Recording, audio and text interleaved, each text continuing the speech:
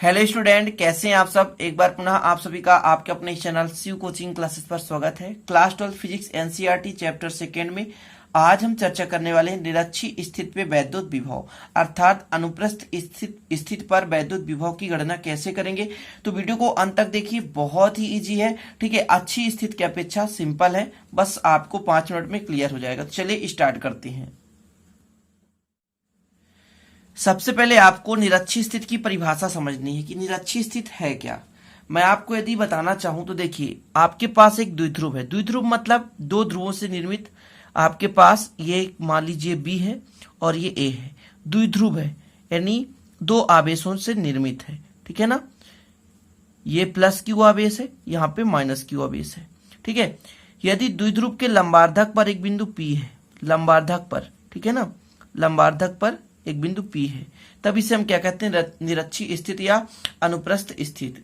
वह बिंदु जिस पर वैद्युत विभव की गणना करनी है वह द्विध्रुव के लंबार्धक पर जब स्थित होता है तो उसे कहते हैं निरक्षीय स्थिति, मतलब उसके अक्ष पर नहीं है। क्लियर, मैंने क्या कहा, वह बिंदु जिस पर वैद्युत विभव की गणना करनी है वह द्विध्रुव के लंबार्धक स्थित होता है, तब उसे हम कहते हैं निरक्षीय स्थिति। मान के चलते हैं कि इन दोनों के बीच की दूरी कितनी है, 2a है। कितनी है, 2a है। और ये मध्य बिंदु है, मध्य बिंदु से P की दूरी r है। क्या है, मध्य बिंदु से P की दूरी r है। ये मध्य बिंदु O है, मान के चलते हैं क्या है, O है। क्लियर, इतना समझ गए। अब यदि मैं इसको मिला दूं यहां से यहां और यहां से यहां, ठीक है ना, तो ये आपका डायग्राम भी बन चुका है। ठीक है ना, तो आपके पास A और B, A क्या है, A और B ये क्या, वैद्युत द्विध्रुव है जो प्लस क्यू और माइनस क्यू आवेश से निर्मित है। के परावैद्युतांक के माध्यम में रखा हुआ है, के परावैद्युतांक के माध्यम में रखा हुआ है। इसके मध्य बिंदु O से लंबार्धक r दूरी पर एक बिंदु P है। ठीक है ना, जिस पर हमें वैद्युत विभव की गणना करनी है। इतना क्लियर, इतना तो आप समझ गए होंगे। आपको माना क्या चीज लिखना है, तो कुछ भी नहीं, यदि डायग्राम आपसे बन गया ना तो माना बन जाएगा।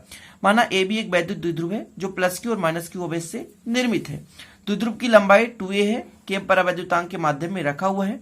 मध्य बिंदु O से r दूरी पर एक बिंदु P है जिस पर वैद्युत विभव की गणना करनी है। चीजें क्लियर। अब ध्यान रखिएगा, ये मध्य बिंदु है और लंबार्धक पर स्थित है, इसलिए जो आपका ये B से P की दूरी और A से P की दूरी क्या होगी, समान होगी। क्लियर। अब मैं यदि आपसे कह दूं कि विभव का फार्मूला क्या होता है, विभव का होता है 1/4 पाई एप्सिलॉन नॉट के। क्लियर, फिर आपका जो भी आवेश रहेगा वो आवेश लगाएंगे और दूरी जितना भी आपका बिंदु से दूरी, ठीक है ना, तो यहां पर यदि मैं कह दूं बीपी के लिए तो हो जाता बीपी हो जाता। क्लियर है ना, तो ये हो जाता, और यदि एपी के लिए होता तो एपी हो जाता। ये आपको फार्मूला याद रखना है। क्या होता है, किसी बिंदु पर वैद्युत विभव का formula V equal 1/4 pi epsilon naught into k into q upon r. R की जगह यहां पर मैंने बीपी लिया है क्योंकि बी से पी की दूरी बीपी है। चीजें क्लियर। तो चलिए समझते हैं क्या क्या लिखना है। कि यहां पर देखिए, माना ए बी एक वैद्युत द्विध्रुव है। मैंने पहले आपको समझा दिया, ए बी एक वैद्युत द्विध्रुव है जो प्लस क्यू और माइनस क्यू आवेश से मिलकर बना हुआ है। यह के परावैद्युतांक वाले माध्यम में रखा हुआ है। ठीक है, माना द्विध्रुव की लंबाई 2a है और O से r दूरी पर निरक्षीय स्थिति पर, मतलब लंबार्धक, चीजें समझे, लंबार्धक मतलब 90 डिग्री है। ठीक है ना, लंबार्धक। ठीक है, एक बिंदु क्या है, P है जिस पर वैद्युत विभव की गणना करनी है। बस इतना आपको लिखना है। अब आपको क्या करना है कि A पर प्लस क्यू आवेश है, तो प्लस क्यू आवेश कारण बिंदु P पर क्या विभव कितना होगा, तो V1 लेकर चलते हैं 1/4 पाई एप्सिलॉन नॉट के इंटू क्यू अपान एपी। एपी क्या है, एपी क्या है, तो प्लस क्यू आवेश से बिंदु P की दूरी है एपी। ठीक है ना, एपी क्या है, प्लस क्यू आवेश से बिंदु P की दूरी है। चीजें क्लियर। तो यहां पर मैंने एपी ले लिया है क्योंकि दूरी कितना है, एपी है।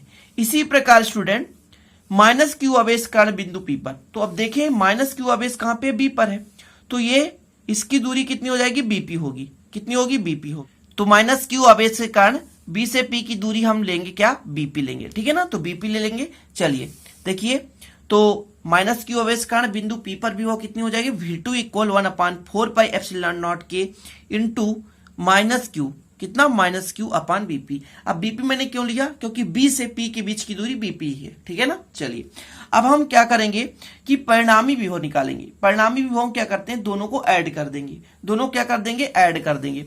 जब ऐड करेंगे तो V1 प्लस V2 हो जाएगा। तो ये आपका हो गया V1 का मान और ये हो गया V2 का मान। यहां पर दे सकते हैं, इसको आप दे सकते हैं समीकरण 1, आवश्यकता के अनुसार इसको दे सकते हैं समीकरण 2।